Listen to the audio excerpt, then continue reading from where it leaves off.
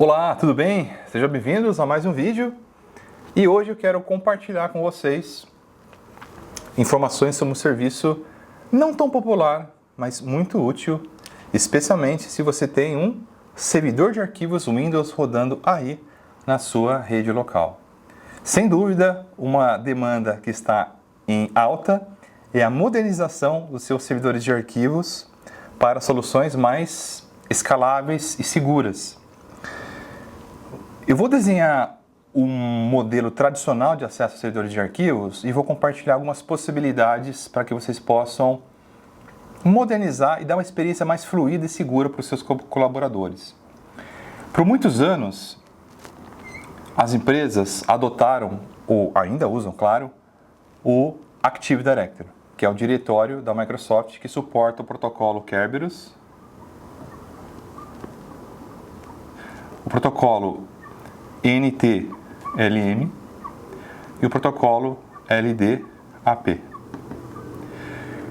Esses três protocolos, eles não foram feitos para a internet, eles foram feitos para uma rede local.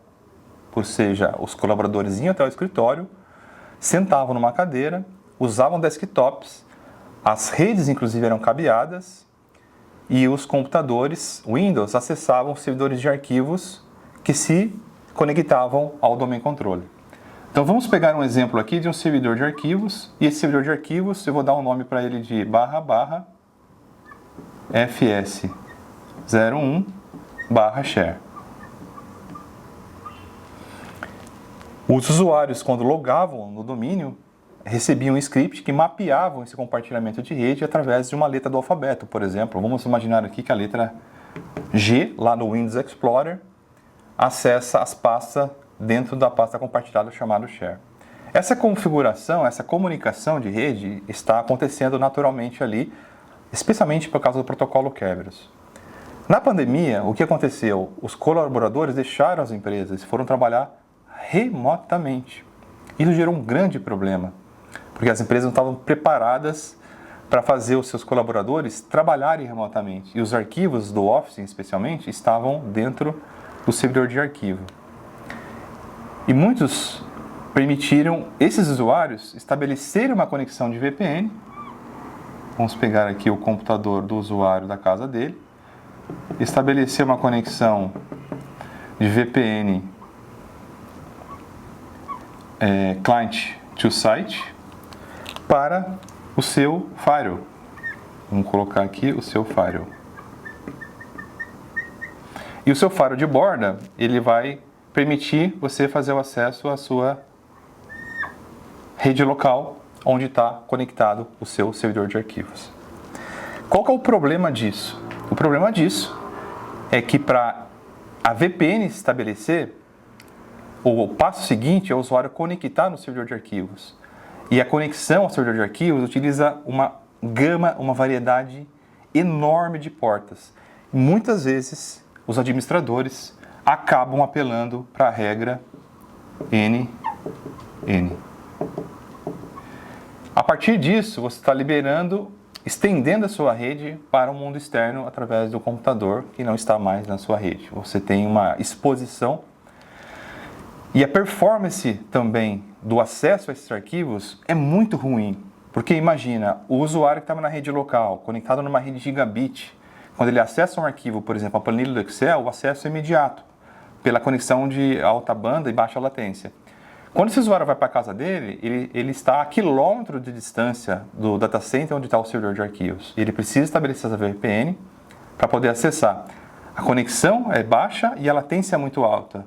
E muitas vezes esse usuário, quando clica no servidor de arquivos, ou melhor, no arquivo dentro do servidor de arquivos, a ampoletinha lá do mouse começa a percorrer e esse usuário com certeza vai ficar muito irritado. Além disso, as políticas de grupos do GPOs param de ser aplicadas na máquina, porque as políticas de grupo são aplicadas no perfil do usuário no reboot da máquina, quando ele faz o login, ou seja, quando o usuário faz o login, a conexão do computador dele com o domain controller já precisa ser restabelecida, ou seja, já precisa existir. Só que isso não acontece. O usuário é obrigado a logar em cache para depois estabelecer a VPN, ou seja, ele loga primeiro na máquina para depois estabelecer a conexão de VPN. Consequentemente, as políticas de grupo não aplicam. E esse usuário também não consegue fazer o reset da senha dele. Então, olha a dificuldade que isso gera. Qual que é a solução e algumas recomendações? Primeiro, vamos dividir os file server em 3 categorias de arquivos aqui. Vamos colocar aqui documentos do Office. Vamos colocar aqui código-fonte.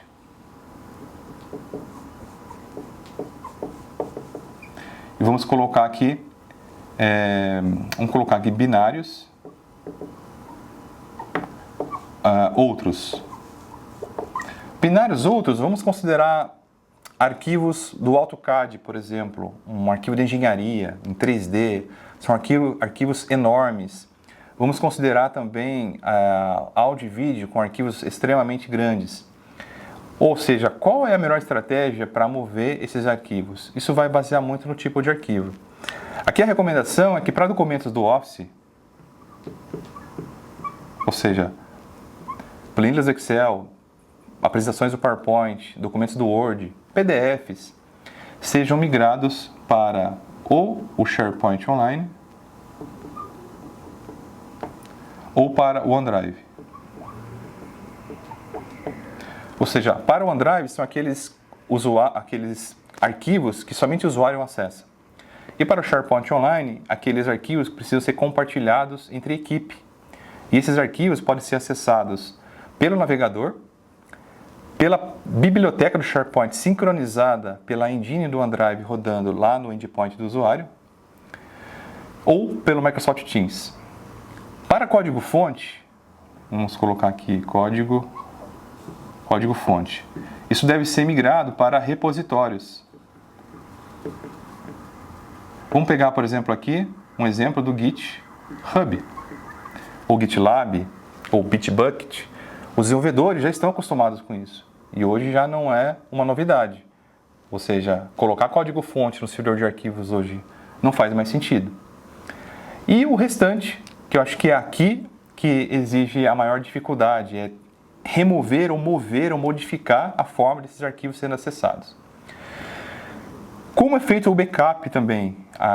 O backup hoje, tradicionalmente, você deve ter um agente, vamos colocar aqui um agente de backup rodando, e o agente de backup vai catalogar esses arquivos e vai mover isso para um outro servidor de arquivos na rede local, uma tape library, que está em desuso hoje em dia também, que é um investimento muito alto em equipamento para você salvar isso numa fita, ou uma maneira inteligente e também muito eficiente é de você levar a cópia dos arquivos para a nuvem. Você utilizar um serviço de armazenamento em nuvem para você armazenar o seu backup.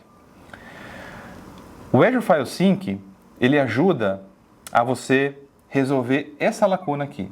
Ou seja, claro, nada impede de você fazer para todos os arquivos que estão lá, ok?